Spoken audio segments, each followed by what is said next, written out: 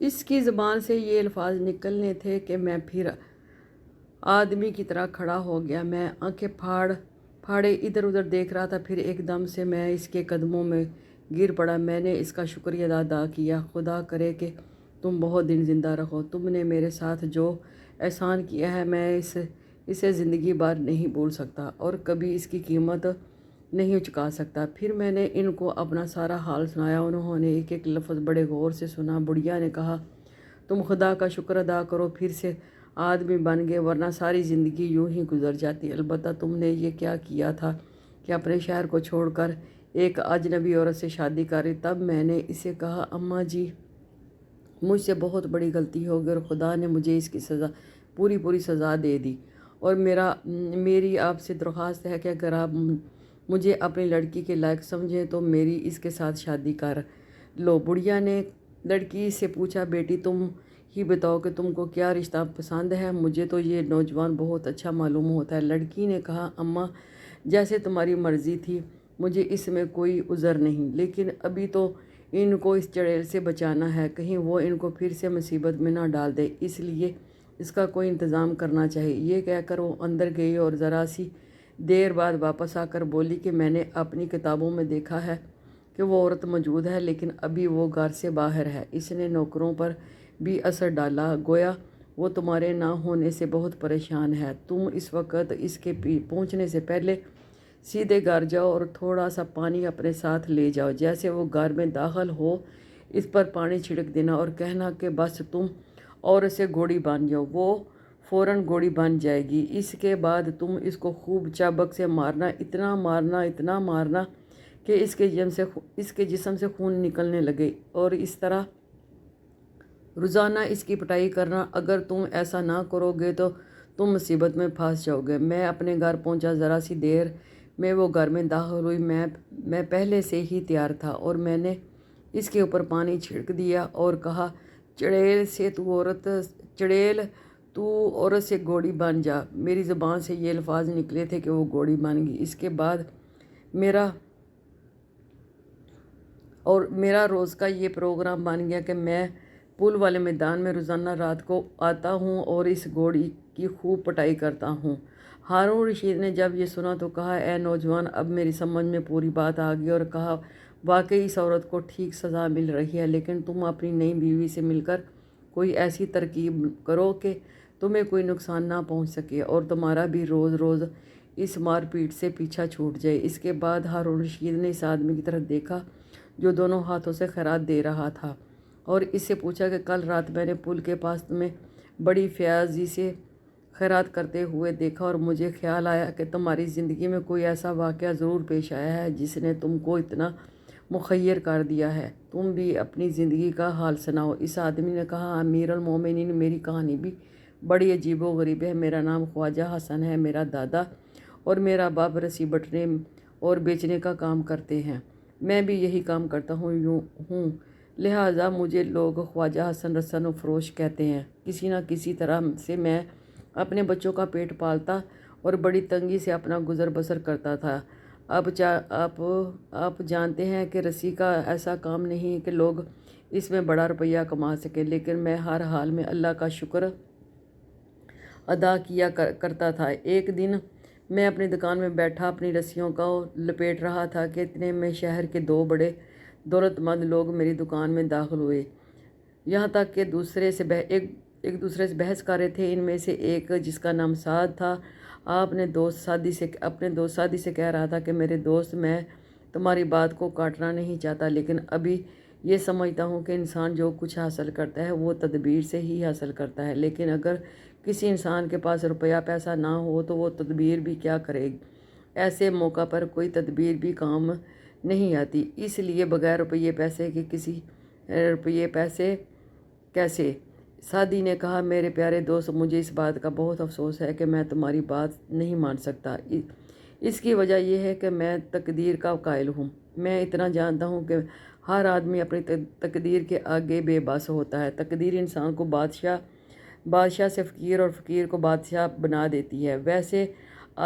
ویسے آدمی لاکھ تدبیر کرے لیکن کچھ کام نہیں ہو سکتا۔ کسی کو तुम कितने ही रुपए क्यों ना दे दो, लेकिन अगर इसकी तकदीर में नहीं है तो वो इस रुपये से भी कुछ नहीं कर सकता, ये रुपये भी बेकार जाएंगे। सादी ने कहा, भाई ऐसा मालूम होता है कि हम दोनों एक दूसरे को कभी कायल नहीं कर सकते, इसलिए क्यों ना हम अपनी बात का तजर्बा करें और इसके लिए किसी गरीब आदमी को ढूंढें, कुछ रुपया इसको दे दें और फिर देखें कि वो इन रुपयों से अपनी तकदीर बनाता है कि नहीं। सादी ने कहा, अच्छा भाई यही सही है, लेकिन इसके लिए कहीं जाने की ज़रूरत नहीं है, हसन रसन फरोश पर ही तजर्बा किया जाए, ये आदमी गरीब भी है और मेहनती भी। सादी ने भी ये राय पसंद की और इसने मुझसे कहा कि ए हसन, मैं जानता हूँ कि तुम्हारे बाल बच्चे हैं और तुम बड़ी मुश्किल से ज़िंदगी गुजार रहे हो, लेकिन इसके लिए तुम मजबूर भी हो। इस काम के लिए तुम्हें जो कुछ मिलता है तुम्हारा खर्च इससे ज़्यादा है। चनाचा तुम्हारा कारोबार बढ़ नहीं पाता। मैं तुमको सोने के 200 दिनार देता हूँ, तुम इसको ले लो और अपने कारोबार को खूब बढ़ाओ। मुझे यकीन है कि तुम्हारा कारोबार खूब तरक्की करेगा। ये बात सुनकर मैं खुश हो गया। मैंने दोनों हजरात को दुआ दी और ये रकम कबूल कर ली और इनसे कहा कि मैं इस रकम से अपना कारोबार को इतना बढ़ाऊँगा, मुझे यकीन है कि मेरा कारोबार एक दिन बहुत तरक्की करेगा। साद को मेरी बात से इत्मीनान हो गया और इसने 200 दिनार की थैली मेरे हवाले की। मैंने इनका बहुत बहुत शुक्रिया अदा किया। फिर वो बातें करते हुए मेरी दुकान से चले गए। मैंने सोचा इतनी बड़ी रकम रखूं तो रखूं कहाँ, मेरा घर तो इतना बड़ा नहीं है। आखिर मेरी समझ में आई एक बात आई कि मैंने इसमें से 10 दिनार खर्च के लिए निकाले और बाकी 190 दिनार अपनी पगड़ी में खूब अच्छी तरह से रखे और सोचा कि इसे बेहतर जगह और क्या होगी। और मैंने रस्सी बटने के लिए कुछ रसन खरीदी। फिर मैं सोचने लगा कि बरसों गुजर गए, मैंने और मेरे बच्चों ने गोश्त की शक्ल नहीं देखी, क्यों ना आज भेड़ का गोश्त खाया जाए। चनाचा मैंने बाज़ार से एक भेड़ की टांग खरीदी और इसे लेकर चला। अभी इसको लेकर चला ही था कि एक चील ने ज़ोर से झपटा मारा। भेड़ की टांग मुंह में दबाई और मेरी पगड़ी पंजों से पकड़कर उड़ गई। मैं देखता रह गया। रास्ता चलने वाले लोगों ने बहुत शोर मचाया, मगर चील ये जा वो जा नज़रों से ओझल हो गई। मैं रोता पीटता रह गया। मैंने घर जाकर अपनी बीवी को सारा हाल सुनाया। इसको भी सुनकर बहुत अफसोस हुआ, लेकिन वो बेचारी भी क्या करती थी। आखिर मैं रो पीट कर बैठ गया और मेरी ज़िंदगी जूं की तूं रही। मैंने ये किस्सा पड़ोसियों को भी सुनाया, लेकिन उनको यकीन नहीं आया और बच्चे देकर मुझे चिल्लाते, वो देखो हसन रसन फरोश को जिसकी पगड़ी के साथ दिमाग भी चील ले गई। अलगर्ज किसी न किसी तरह से 10 महीने गुजर गए। एक दिन सादी दुकान में दाखिल हुए। साद ने आते ही कहा, आओ ज़रा अपने दोस्त हसन का हाल दरियाफ्त कर लें, इसका कारोबार कैसा चल रहा है। यकीन अब तो वो बहुत ज़ोरों पर होगा। सादी ने कहा, अरे भाई तुम तो गल्ला पकने से पहले काटने की बात कर रहे हो। मुझे तो हसन के हाल पर कोई फ़र्क महसूस नहीं हो रहा। इसका तो वही हाल है जो इसका पहले था। तब साद ने मुझे गौर से देखा और बोला, अरे भाई हसन, क्या मामला है? तुम तो वाकई इस हाल में हो। मैं तो समझा तुम तो बहुत तरक्की की होगी। आखिर किस्सा क्या है? मैंने कहा, मेरे आका, मैं क्या अर्ज़ करूं, तकदीर ने मेरे साथ क्या खेल खेला। ये कहकर मैंने सारा किस्सा सुनाया।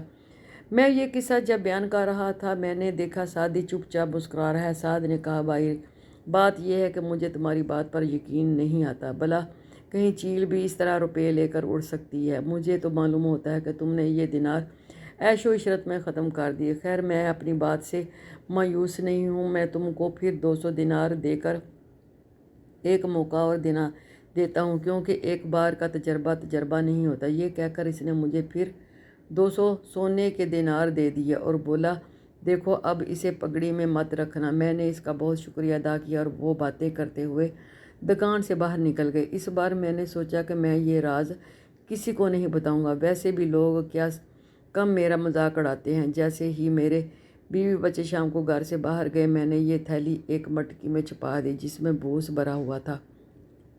मैंने इसमें सिर्फ 10 दिनार अपना रसन खरीदने के लिए निकाले और बाज़ार की तरफ चला गया। और जब मैं बाज़ार गया, सल धोने की खाल बेचने के लिए आया और मेरी बीवी के पास रुपए पैसे तो थे नहीं। इसने बूस की मटकी को देकर इस आदमी से खल बदल लिए, और इस बेचारी को क्या मालूम था कि मैंने इसमें 190 सोने के दिनार रखे हुए हैं। जब मैं घर आया तो देखा कि वो मटकी गायब थी। मैंने अपनी बीवी से पूछा कि वो मटकी कहाँ है। इसने खुश होकर मुझे ये खबर सुनाई कि इसने खल के बदले में बस भूसी की मटकी को बदल दिया। ये सुनना कि मैंने अपना सर पीट लिया और तुमने मेरी अपनी और बच्चों की तकदीर को मिट्टी के मोल दे दिया। हाय, ये मेरी आखिरी उम्मीद थी, ये जो ख़त्म हुई। फिर मैंने इसको सारा किस्सा सुनाई। ये सुनकर तो इसकी बीवी भी हालत ख़राब हो गई। हाय, मैंने ये क्या किया, इस आदमी को कहाँ ढूंढूं, मैंने तो इसको देखा भी नहीं। लेकिन अब क्या हो सकता था, जब कुछ होना था सो हो चुका। मेरी बीवी को इस बात पर बहुत गुस्सा आता था। मैंने इस पर भरोसा क्यों नहीं किया और इसको ये बात पहले क्यों नहीं बताई, वरना ऐसा होता ही क्यों। बात भी सच थी। वो बहुत चलाई। फिर मैंने इसे खामोश किया और कहा हमारे पड़ोसी सुनेंगे तो और हंसेंगे, वैसे भी हमारा कम मजाक उड़ाते हैं। खैर, किसी न किसी तरह से वो वक्त गुजर गया और हम अपनी ज़िंदगी इसी तरह से गुजारते रहे और कुछ दिनों में इस बात को बिल्कुल भूल गए। अलबत्ता मुझे अपने इन हमदर्दों का ख्याल आते ही बहुत अफसोस होता है। जब वो आएंगे तो मैं उनको क्या मुंह दिखाऊंगा। इस बार वो बहुत दिनों के बाद इधर आए। अभी वो दुकान के बाहर ही थे कि मुझे इनकी आवाज़ें सुनाई दी, जैसे वो मेरे बारे में बातें कर रहे हों। अरे, अब तो देखो हमारा हसन का क्या हाल है। मेरा तो ख्याल है इसका कारोबार कहीं से कहीं पहुंच गया होगा। मेरा ख्याल तो ये है कि वो वहीं का वहीं होगा। ये बातें करते करते वो दोनों दुकान के अंदर आ गए। मैं अपने रस्से बटने के काम में इस तरह मसरूफ़ रहा जैसे मैंने इन्हें देखा ही नहीं। इतने में उन्होंने बड़े ज़ोर से मुझे सलाम किया और मैंने सर उठाकर इन्हें जवाब दिया। मैंने सारी बिबता इनको सुना दी। साद ने कहा, भाई मैं अब क्या कर सकता हूँ। पहली बात तो ये है कि समझ में नहीं आता कि चील कैसे रुपये लेगी और अभी पहुँचे वाला इसको लूट कर ले गया। लेकिन मुझ में और तजर्बा करने की हिम्मत नहीं। अलबत्ता ये यकीन है कि ये सब तकदीर का खेल है। आदमी तकदीर के सामने बेबस है। सादी ने एक शीशे का एक सिक्का उठाया और हसन को देते हुए कहा, मेरे दोस्त बहुत दौलतमंद है जो इसने 400 दिनार दे डाले। मैं तो यही दे सकता हूँ जिसे मछेरे अपने जाल में इस्तेमाल करते हैं। शायद तुमको भी कभी बहुत दौलतमंद बना दे। मैंने इसे लेकर अपनी जेब में रख लिया। साद ने बड़े ज़ोर से कहका लगाया। मैंने इन दोनों को बड़े अदब से सलाम किया। फिर दोनों दोस्त चले गए और रात को जब मैं लेटा तो वो सिक्का मैंने उठाकर एक तरफ रख दिया और सो गया। अभी आधी रात ही हुई थी कि हमारे पड़ोस में मछेरे की बीवी ने हम लोगों को जगा दिया। दरअसल मछेरा शिकार पर जा रहा था। जाल का एक सिक्का जो जाल में बंधा रहता है वो कहीं गिर गया था। इसने इधर उधर बहुत तलाश किया लेकिन नहीं मिला। बाज़ार में दुकानें बंद हो गई थी। मजबूरन इसने अपनी बीवी को कहा पड़ोसन को जगाकर इससे पूछे, शायद इसके पास कोई शीशे का सिक्का मिल जाए तो मेरा काम बन जाए, वरना आज मछली पकड़ नहीं सकेंगे। चनाचा इसकी बीवी हमारे पास आई और कहने लगी, मुझे बहुत अफसोस है कि इतनी रात के मैंने आपको जगा रही हूँ, लेकिन बात यह है कि मेरे शोहर को एक शीशे के सिक्के की ज़रूरत है ताकि वो शिकार पर जाए। अगर तुम्हारे पास कोई टुकड़ा हो तो दे दो। मुझे एकदम से अपना शीशे का सिक्का याद आ गया जो सादी ने मुझे दिया था।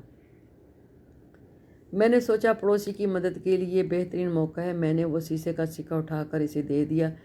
सिक्का पाकर वो बहुत खुश हुई और बोली, तुम लोगों ने इस वक्त जो मेरी मदद की है, अब जाल में पहली मछली जो आएगी वो मैं तुम लोगों को ला कर दूँगी। ये कहकर वो चली गई। मछेरे ने जब जाल डाला तो इसमें एक बड़ी मछली आई। इसके बाद जाल में छोटी छोटी मछलियाँ आईं। इसने शाम को छोटी मछलियाँ तो बाज़ार में बेच डाली, लेकिन बड़ी मछली लाकर हसन को दी और